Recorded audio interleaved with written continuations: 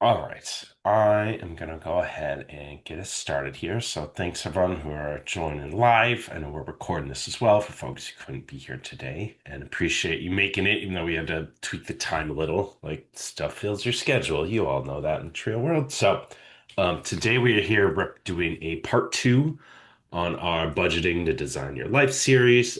This is facilitated by the wonderful Oregon State Center for Advancing Financial Education, or the Cafe. And we have Kayleen here, who is the program manager and instructor for them. Uh, I am mostly passing things over, but we'll be watching the chat and let people in and out.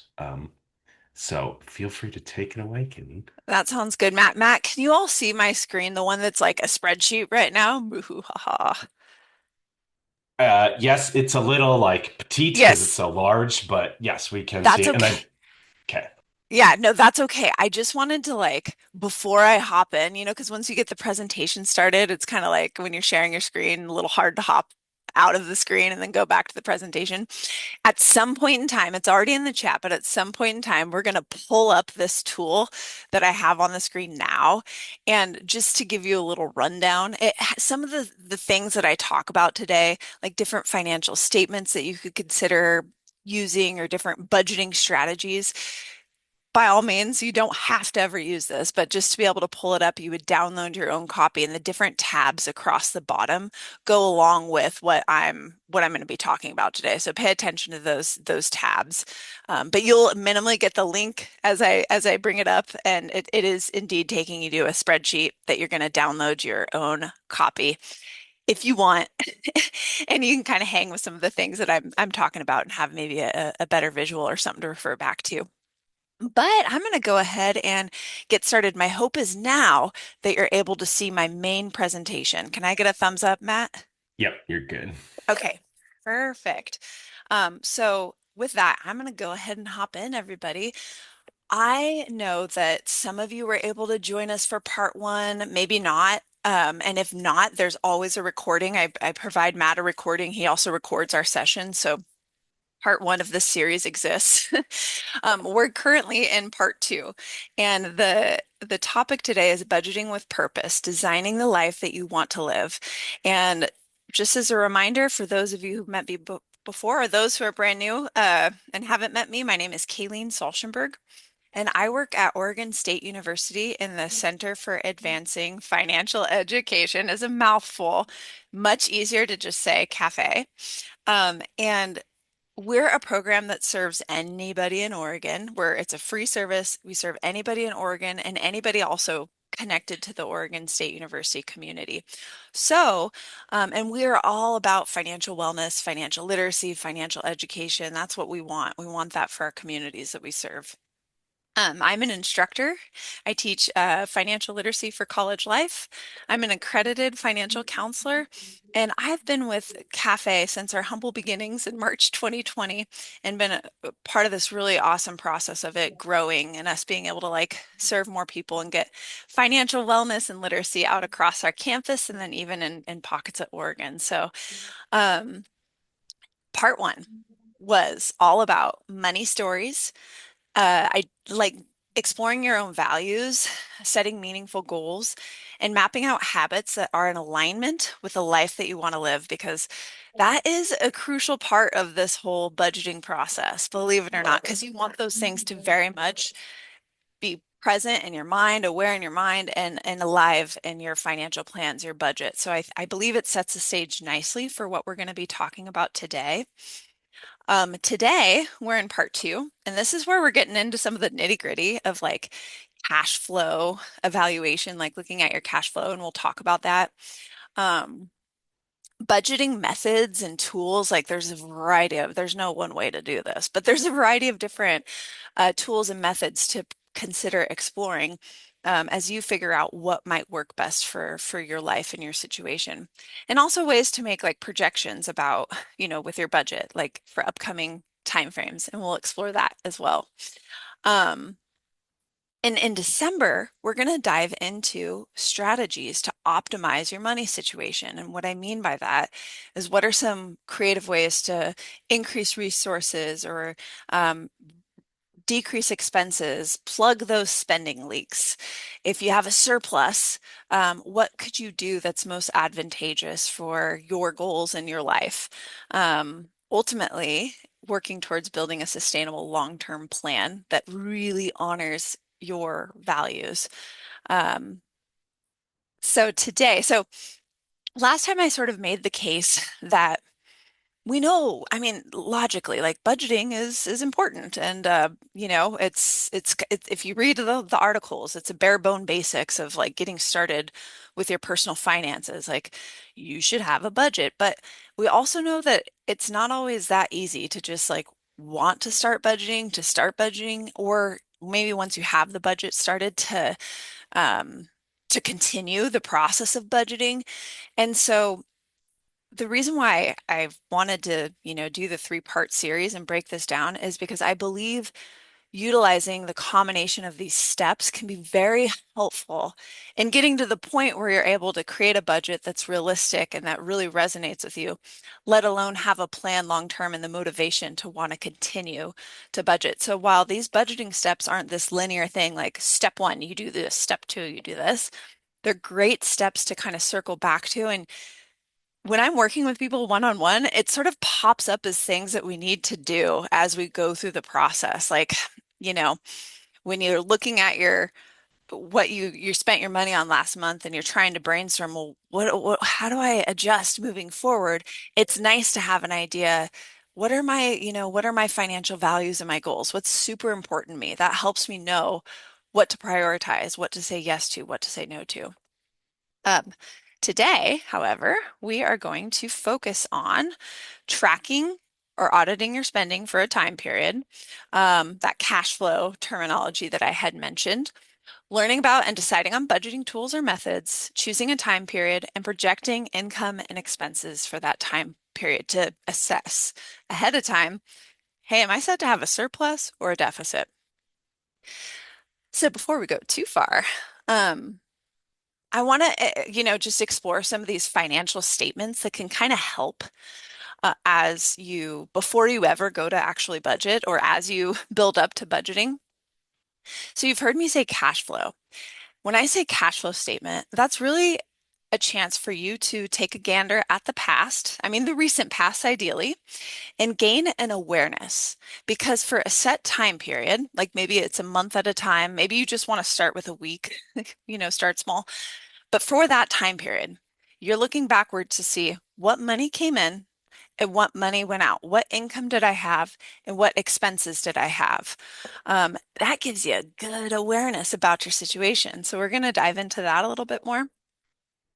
Then when you look at the present day, it's like as of today, this date, what is my net worth? And what we mean by that, and a net worth is, or it's also, it's, just a statement.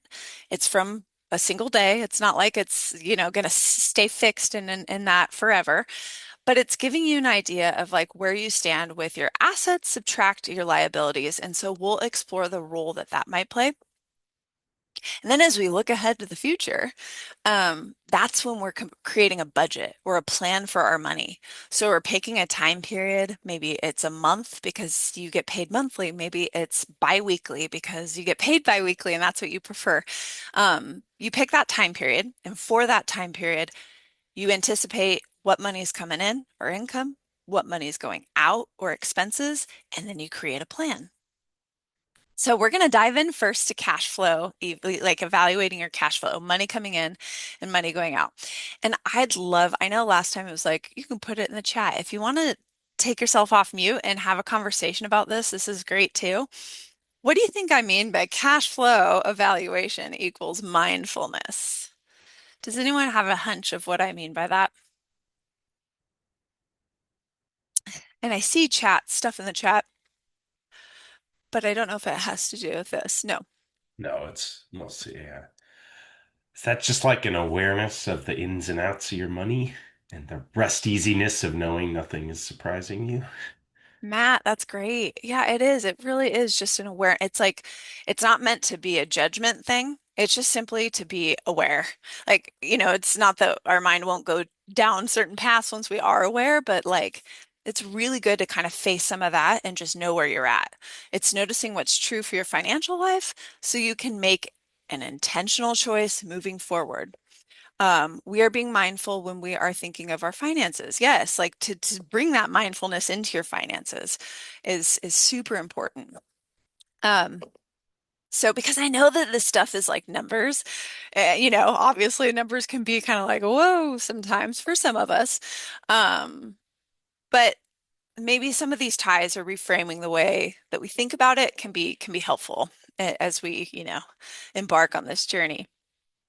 So, digging into cash flow a bit more, a cash flow statement is a simple, but it can be a powerful snapshot of all the money you had coming in, all the money you had going out over a specific time period. Usually, you minimally want to like assess for a full month, though it could be nice to see a few different months and maybe get, what did I spend on average across 3 months or something like that. But starting with 1 month is great. It helps you see your financial reality clearly. Like, where did my money truly go? Where am I spending? Am I spending more than what I'm earning? How much is anything is left over to save or put towards goals? And again, it's not about that judgment, it's about that awareness. And typically included in this, because you've heard me say income quite a few times. So income, what I mean by that, money coming in, wages, tips, financial aid refunds for our students, um, expenses. So housing expenses, maybe a mortgage or rent, gas, groceries, transportation, those sorts of things. So that's money flowing out. Um, and then overall, you take the income, subtract the expenses. And if you have a positive number, that means your income is exceeding your expenses. And if you have a negative number, that means your expenses are greater than your income. So, why it's so foundational to budgeting is because budgeting is about planning for the future. And you can't really put an effective plan together unless you understand some of your current habits. So most people think that they know where money goes.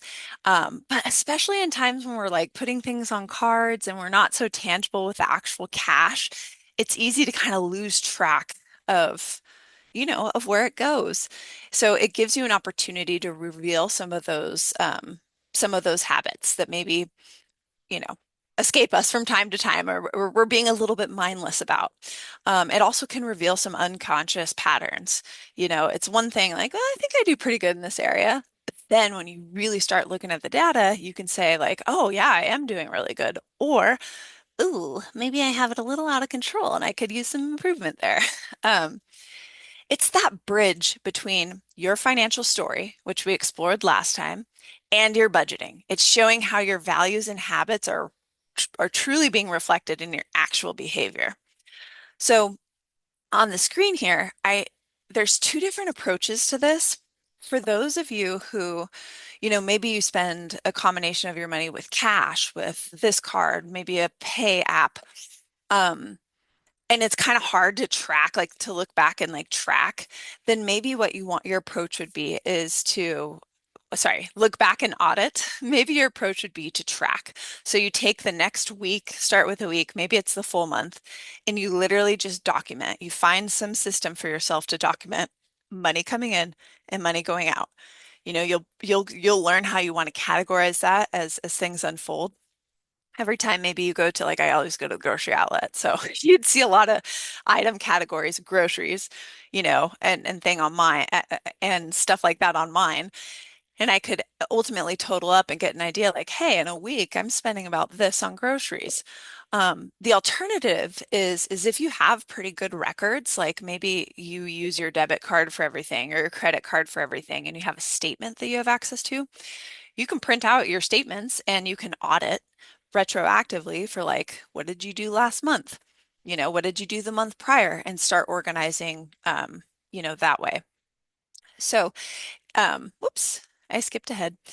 So the practice of doing this will give you really good data. It will give you a realistic numbers for your budget. It'll give you a true awareness of spending and saving and where things are going, and it gives you a strong basis for improvements. So, I mean, I've worked with students or clients who it's like, well, I think I spend about, $400 a month, about $100 a week in groceries. When the reality is it's $500 a month. And so when they set that budget for 400 and they're not really in the know with what's going on, they're kind of setting themselves up for a little bit of failure later on. So it's like you want to get an accurate picture. It also gives you a chance to see things like, okay, and this was for me at one point in time, especially when I was on campus every day, I was spending so much money on coffee on my way to work. And, ooh, I'll meet with this person for coffee or eating out just out of convenience. So I started tracking myself and realized I was way overdoing it. And I'll tell you about my strategy a little later on how I was able to continue to do that, but within reason, because that pops up in a later part in our session. The beautiful thing is over time, as you budget and you kind of have this data for each period, whether it's a month or a quarter or whatever, then you can look back across a year and see what some of your rhythms and your habits were be, which can serve as really good information as you're planning ahead for the next year or making goals for yourself in the next year. Now, that's not necessarily the starting point. It's just a nice outcome of having a regular budget. It just gives you more information to be able to look at across a year. See when some of those irregular expenses pop up and kind of plan ahead for it, for example. So now we're talking about the present. And that is when I was talking about a net worth statement. So a net worth statement is basically if cash flow is about your money moving, net worth is like a snapshot about your money sitting. So it's kind of where you stand financially at a specific moment in time. So your net worth does not help, or your net worth can help you see a bigger picture. And it's answering the question, do you own more than what you owe? And or are you building wealth or staying stuck? So it's just something to kind of measure and track. This is a key tool for measuring progress. If you were to do this like once a year, and see where you're at, make some small adjustments, and then you can see what that looks like over time. That can be really, really helpful. Um, it helps you again set realistic goals, maybe know what you need to prioritize as far as your larger financial picture is concerned. Maybe you see like, yeah, it'd be super advantageous if I paid down and prioritized a particular debt or increased the savings over here. Um, and it also helps you understand what your safety net might be. So drilling down a little bit more, when we say assets, that's anything that you have that has value. And there's sort of three categories of assets. There's liquid, which or monetary, and that could be like cash and any sort of cash equivalency. When I say liquid, it's like easy for you to get that money if you need it, convert it into money if you need it. So checking, savings, money market accounts, those sorts of things. Then you have tangible or material, and that would be like your home, your automobile, your boat, your RV, things like that, material things, tangible things. And then invested. So if you have a brokerage account, retirement account, those sorts of things would be reflected there. Liabilities, that's anything that you owe. Um, and so that's, for example, I guess I'll say, for example, of what doesn't count would be like rent and utilities or kind of future expenses. You might decide to move. That's not anything so that wouldn't be included here, but like a mortgage would be included here. Um, Credit card would be included here. So with liabilities, they have a couple different categories. One is current, and what that means is like it's due within a year. That would usually be like a credit card. Long term might be due, you know, longer than a year, and that could be a mortgage, um, auto loan, etc. And you don't have to organize it this way. You can. They do. Some financial professionals do when they assess this stuff, but um so then you take assets, you subtract liabilities, and if your assets are greater than your liabilities, then that is solvent. In other words, you own more than you owe. If your liabilities are greater than your assets, then that means you are insolvent. That means you owe more than you own. Now, this snapshot again is not meant to be like, oh, judgment. I'm such a, man, it's just it gives you some good information. It's like a lot of people are insolvent at different points of their life. I got a divorce how long ago? I didn't walk away with anything. I was insolvent. That served like as a motivation, but then also gave me some concrete things to work towards. I mean, a lot of students starting out might have debt and maybe just started out in a career, so they might be insolvent. It happens. It's not a failure. It is a starting point, and many people begin adulthood that way. Um, and then the goal isn't necessarily I need to be solvent, but it's to understand like what are some of the driving forces behind that? And so what are some small steps I can start taking, intentional decisions to shift that balance over time? Knowledge can be a powerful thing with this stuff. So this is where we finally download the worksheet. I want to take just a few minutes because I'm going to refer back to this. I'm not suggesting that these Excel worksheets are the end all be all, but if like you're curious or wanting to like start to take a look at some of this stuff for yourself, you're more than welcome to utilize some of these tools. That link that you need to type it in exactly as it is with the capital F and the capital S, just as an FYI. But it will take you to an Excel spreadsheet. And I've just compiled some different tools that I've used for these things, and you can read the tabs across the bottom. So far, we've talked about net worth or the balance sheet. We've talked about auditing or tracking, aka the cash flow assessment. Tracking, maybe you're going to do it from here on out, or auditing is maybe you're looking back in time and you're going to audit. And then the 1 year cash flow statement might be something that you work up to. And maybe you don't use this at all. I just wanted you to get like a closer viewpoint of what that looks like. So take a few minutes, download it. We're going to refer back to this um, spreadsheet. And then, so I just wanted to introduce it now. So once you've had a chance to kind of look at these tabs, if you don't mind like thumbs upping in the chat or something to kind of let me know, um, I will continue on. I'll give us about 3 minutes. Andres, thank you. I see one thumbs up.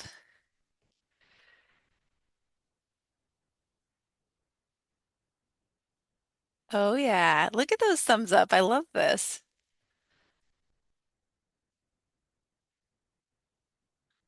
Oh wow. Ask and you shall receive. Okay. I saw a lot of thumbs up.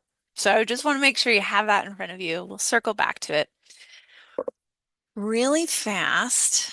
Just what do you think I mean by this one? Budget equals a values contract with yourself. Anyone? It could be in the chat. It could also just be you take yourself off mute and say it if you want, if you're comfy.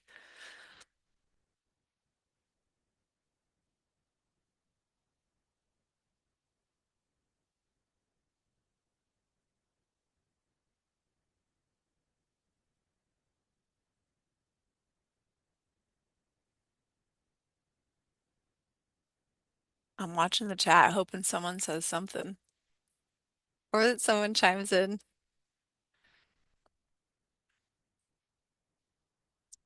Well, hopefully you have something in your mind. I'm going to keep going and I'll give you my assessment. Oh, I see something. It's a bit scary, and that's all right. Yeah, I love that. That's true too. Budgeting can feel scary. Um, when we budget, we decide where our money is going. And so we hold ourselves accountable. That's really great too, especially if you're coming back to it and checking in on it. So that's awesome. It helps to be more efficient. Discipline. That would be a good, actually, you know what I should have started with is like when I say budget, what comes to mind and see what everybody comes up with. Because I don't know. I love budgeting now because I have this personal experience with it and like how it's helped my life. But I haven't always loved budgeting. It didn't always feel this way. One way to maybe I see financial accountability and it can feel comforting and you can feel and control stability. Oh, that's powerful. Um, Thanks, everybody. So, yeah, a budget doesn't have to be. We could reframe it for ourselves because I know it can feel like, oh, well, that's a restriction. Like my partner, like now I'm in a relationship and engaged, and he likes the method called anti-budget, which we'll talk about. But feeling like having such a concrete plan can feel very restrictive. Like some people feel that way. It doesn't have to be. It doesn't have to be viewed that way. It could be viewed as, maybe a values contract with yourself. And what I mean that with by that is it's where you take what matters most to you and you translate it into how you actually use your money in the future. And truthfully, I said this earlier, got a divorce, started over in life, didn't really have anything because I was a student and he was a student. And it's not like we had any time to kind of build our assets or anything. Um, so if anything, I had student loan debt and you know, a job, but not much else when I walked away from that. And budgeting, like rolling up my sleeves and kind of, okay, what do I want for myself? I never, ever wanted to feel that feeling that I was feeling at that time where I just didn't have very many options again. So I became pretty into this as a tool to kind of get me out of that. Um, but every little minor goal that I've achieved along the way that ended up being in alignment with this life that I was wanted to create for myself, budgeting kind of helped me get there. It's like, what's important to me right now or in the long term? But then, so what does that mean I need to prioritize right now? And how can I make my money work in service of those goals and those values? And in doing that, it made it easier for me to make decisions as I'm bombarded about with like things to spend my money on or things to, and I would come back to like what's in alignment with my values and my goals. And that's how I move forward with that budget being a major part of that.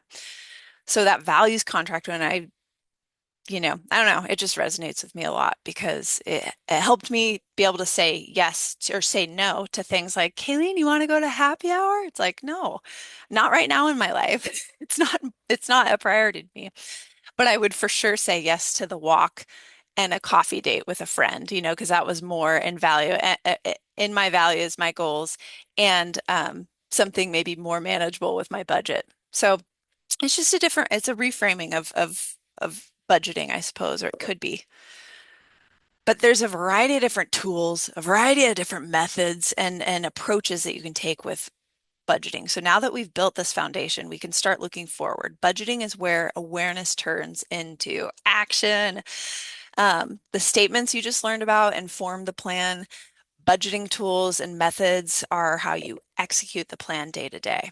So we're going to explore some different approaches to budgeting and how you might choose a time frame that works for you and things like that. So here on the screen, I just did some screenshots of a variety of different methods you could use, or a variety of different tools that you could use.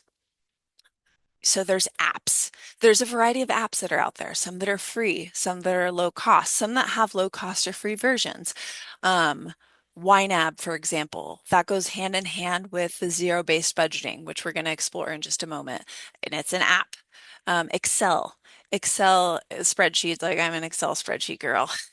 But um, that has its pros and its cons, of course, but that's one way you can kind of create your budget how you want with Excel. And there's quite a few different options. Good Budget, that is a hands-on envelope budgeting system, which we're going to dive into that in just a minute too. Honeydew is budgeting with a partner. Every dollar is a simple zero-based budgeting um, method, but then in an app, like it comes to life within this app. My point is there is a lot out there. Yeah, Adrian says that YNAB's popular with their students. Mine too, Adrian, and my BA 140 class. So that's good. There's a lot out there. But so if you can think of a few different categories a couple different categories, one might be a more manual budgeting style, which could be good for building awareness. And the other one might be a more digital, automated budgeting style, which again, good for automation and good for ease. When I say manual or I say digital, what are some examples that I might mean? Like what's an example of manual budgeting tool? Just based on even like from this slide, but even just in your own. experience or ideas? What comes to mind with a manual budgeting tool?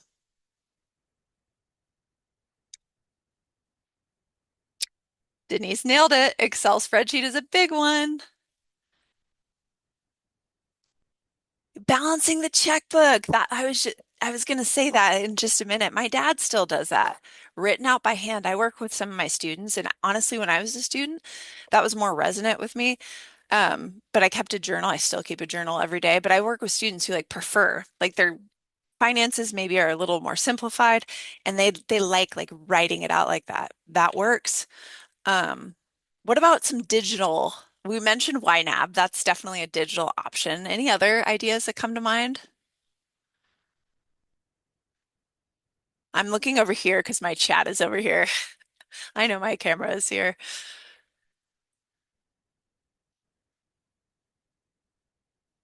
Not everybody at once. That's okay. I got some ideas for you. So, manual, some examples could be paper and pen, spreadsheets. There's printable templates. There's budget planners. There's actual budget planners. Uh, Someone said, Andre says that they just use their lovely Excel spreadsheet. I do too.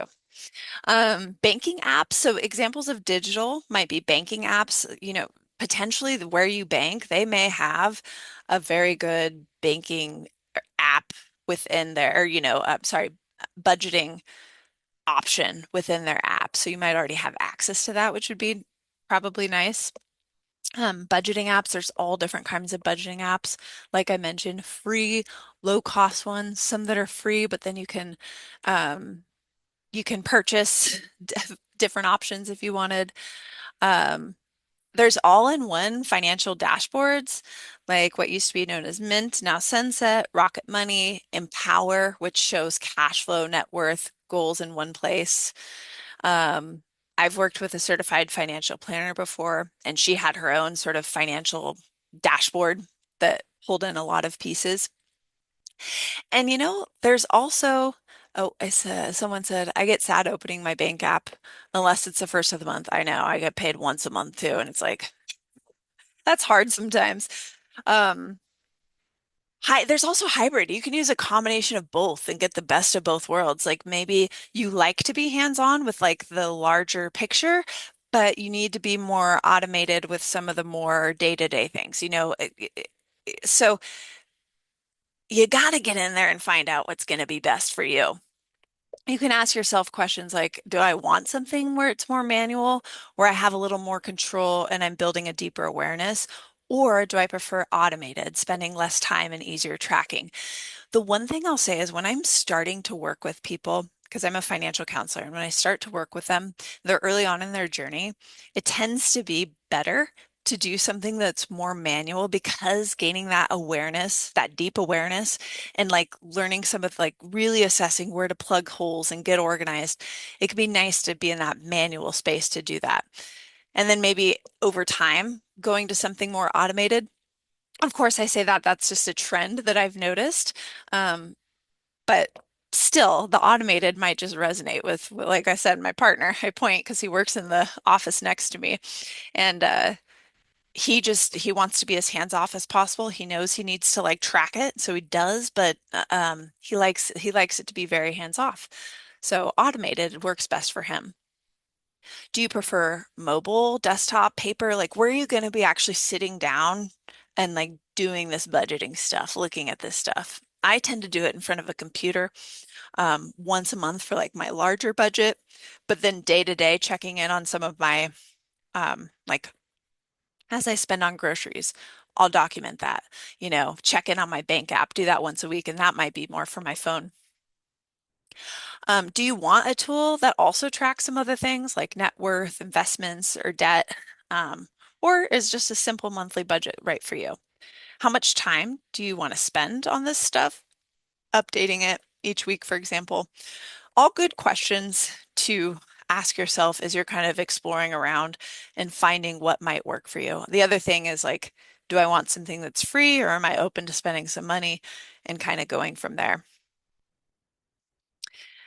Start simple. Like if you have already a system going, you go. And maybe there's some frustrations you've had, so this might be an opportunity to like just explore other options and see if there's a better fit. If you're starting out, like start simple. Don't overcomplicate the system. Just start simple. Maybe your starting point is literally just tracking for a month before you decide anything. Get in the habit of like checking in on that, find out where you're at, get a good baseline, and then maybe decide what you want your actual budgeting to look like. Um, Automate where it helps, but if you ever automate, you want to manually review things.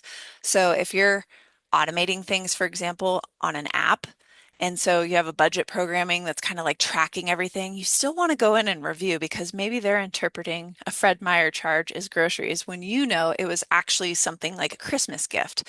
You want to make sure that you're categorizing that correctly and kind of those things are being accounted correctly. Um, and revisit the tool that you're using every term, every few months, as life changes. Just check in with the system and make sure that it's working for you and adapt if not. Um, so I mentioned I have an Excel spreadsheet. I have a Google, and I'm not saying this is what you all have to do. This is just an example of how I use a combination of tools. Um, but I have this Google sheet that I can access from my phone, of course. I can access it on my computer, and when I update it, it's updated everywhere. And it's probably been around since I got divorced, so for multiple years now. So I have just tabs of monthly budgets for the last 5 years. I have a tab for I check my net worth every year minimally, or as needed. But I use my bank app and my credit card app to sort of check in on where I'm at with my regular spending on categories like groceries or what I call my vice category, because those can be so varied each month. And I just want to make sure that I'm on point with how much I have to get me through to the end of the month.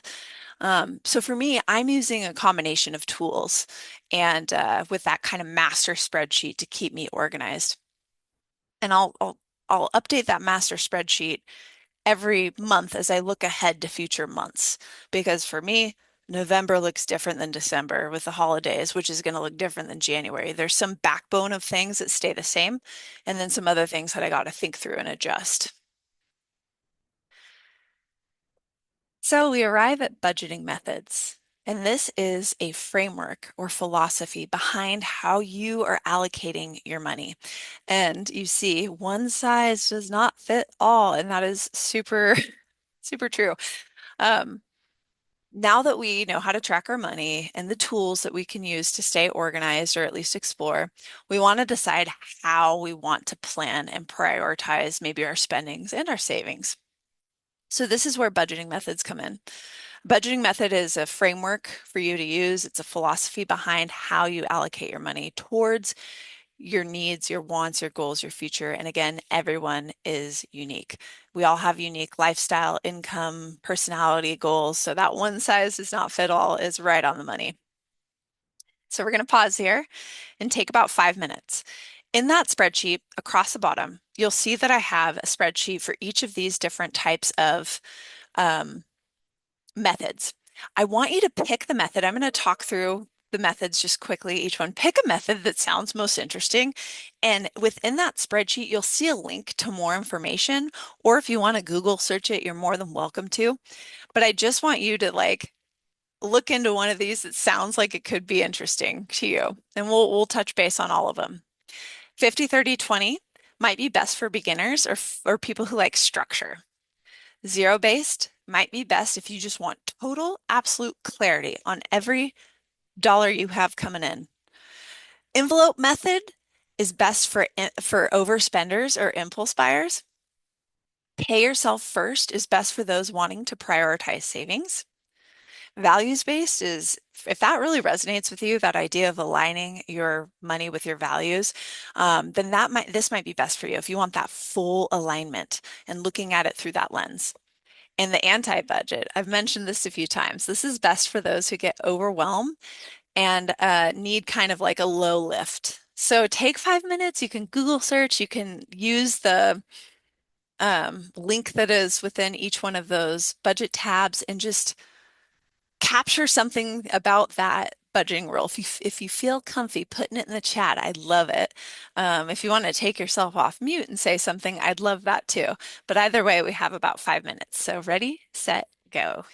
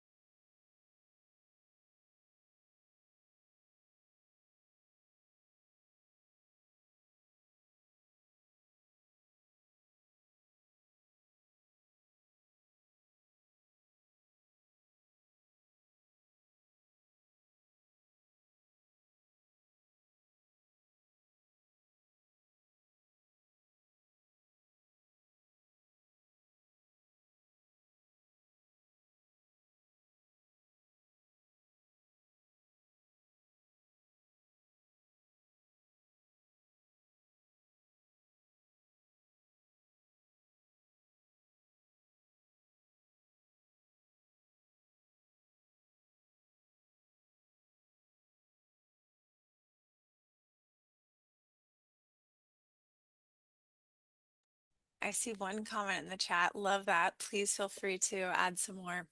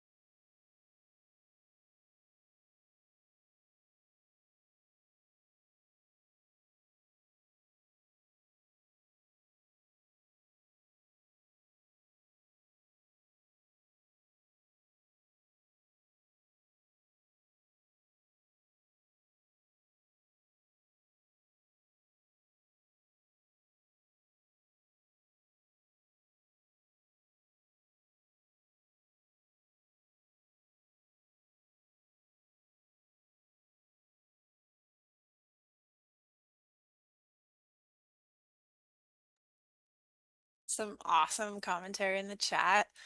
We'll take like one more minute and then we'll continue on. Love what you guys are saying. Thank you.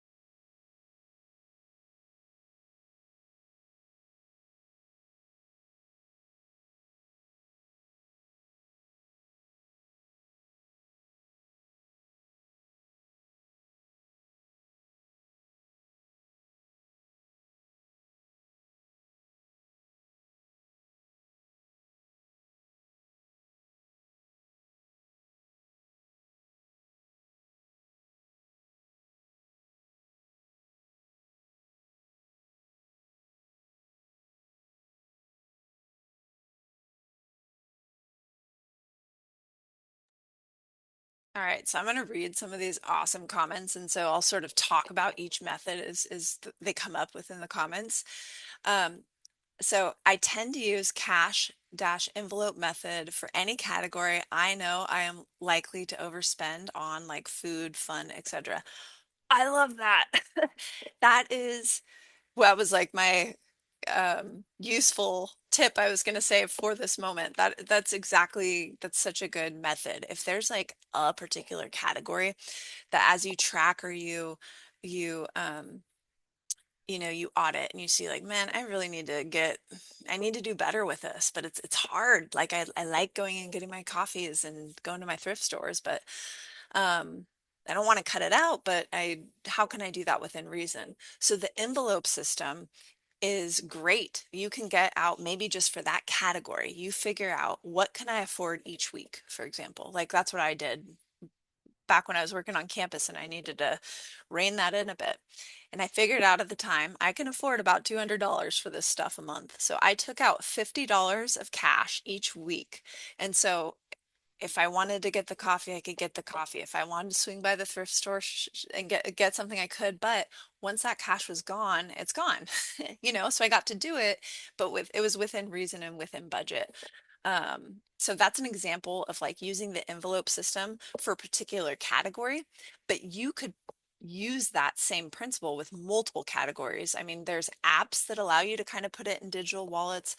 I've worked with clients who maybe they use a particular card and they load up money each ever so, maybe pay period for like gas.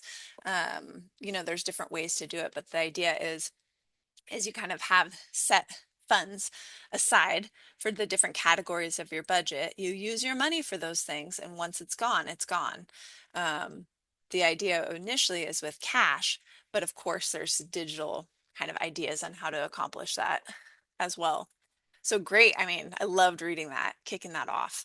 Um, yes. Okay. So the zero-based budget might be my best move. My wife is more of a pay herself and value-based.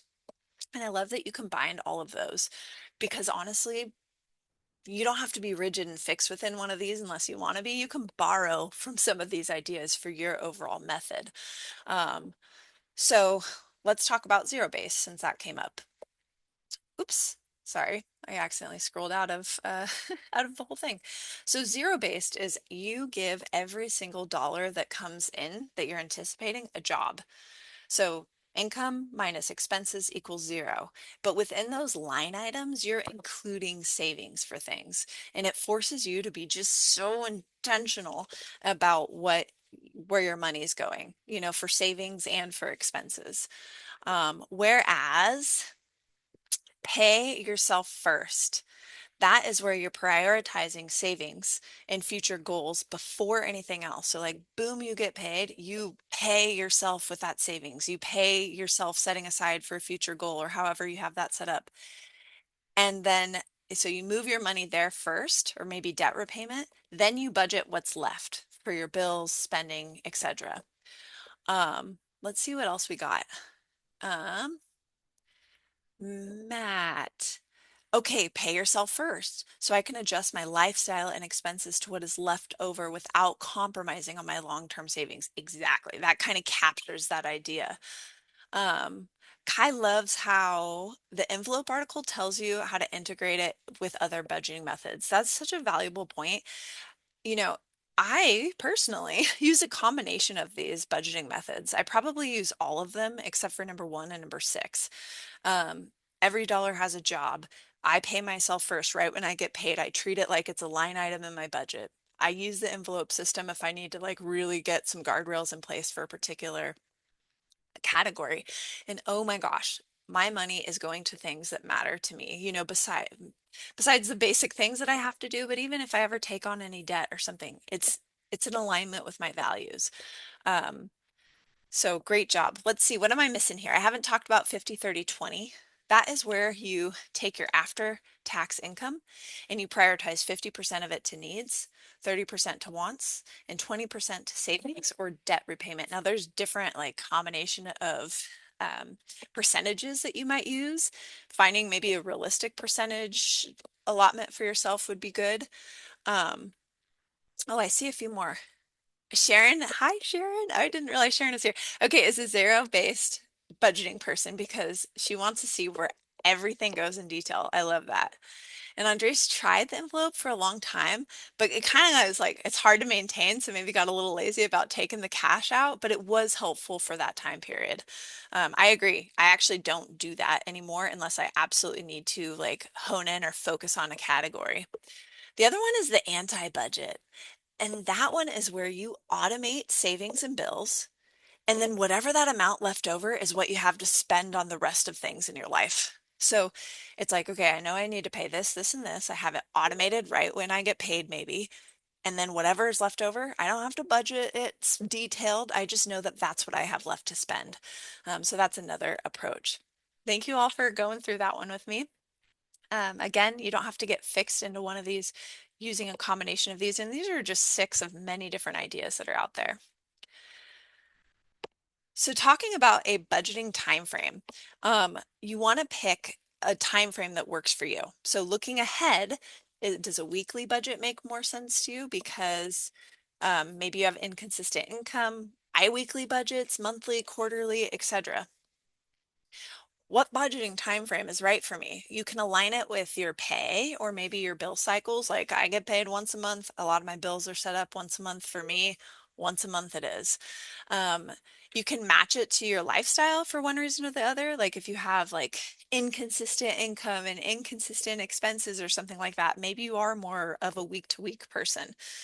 Um, you want to, and in picking a time frame, like understanding your attention span, like maybe you want to do this once a quarter and then like, very rarely come in and check in on it. And you just get detailed about the full quarter and then kind of come back as needed. Um, you want to combine your short and your long time, views in this. So and I've sort of mentioned this, but maybe weekly or biweekly, you have check-ins on your day-to-day spending, but monthly or quarterly, you're looking at maybe the larger budget picture or plan, you know. Um, and you need to be willing to adjust. No matter what you pick today or you're doing today, life unfolds. You find that that doesn't really work for you. What about it doesn't work for you? So what might be a better fit? Or a major life change happens. Like if I ever get a job where I'm getting paid biweekly, that's gonna that's gonna mix up the way I do my budgeting. Um, so pick that time frame that's right for you. That's actually a really important piece in this. For that time frame, you look at money coming in, money going out, and you assess if you have a deficit or a surplus. And I'll get to what I mean by that. Income might be earned income, portfolio, gifted, borrowed, any money coming in for that time period. You want to project and estimate what that might be, leaving room for actuals. Expenses, you're going to have fixed expenses. And what I mean by that, that's the things that don't change each period. So rent or maybe a particular debt payment. Varied expenses are things that could change, like gas and groceries. And that's where tracking and auditing comes in handy. So you can be really have a good estimate and then check in on it. And irregular are those things that pop up that you might anticipate, like a birthday, car registration, but they don't happen all the time. So you want to factor those in too. Income subtract expenses. Income subtract expenses equals a surplus. That means you have additional money left over. What do you do with that additional money? That's what we're going to look at next time. And that's where you want to dig into what are my goals? What do I need this money to do for myself? What do I want this money to do for myself? And kind of go from there to do with it what's most advantageous for you. If you do this calculation and you're at a deficit, good on you for seeing that ahead of time because remember, we're projecting future numbers. That gives you some time to make some adjustments. It's a starting point, it's not a failure. It tells you that there's a gap and you can plan for it and you can work towards lowering that gap and ultimately not having the gap in the future. So, we're going to explore that next time too, because this is the time where you'd ask yourself with your expenses, like, is there any expense that's flexible? Is there any expense that's essential? Where might I plug some of those spending leaks? So that's what we're going to dig into next time. The final activity is in that statements. There's a small steps ideas tab. And so just for you to like, maybe it's not one of those 15 steps, but maybe you've thought of your own small step that you might take in the next week. I don't know, maybe right after we meet. That would be advantageous or help you in your kind of budgeting journey. So if you want to take a few minutes and write something down, I know we don't have that much time left. Hopefully you all have this in front of you. I'm going to be quiet for a couple of minutes and then I'm going to wrap us up.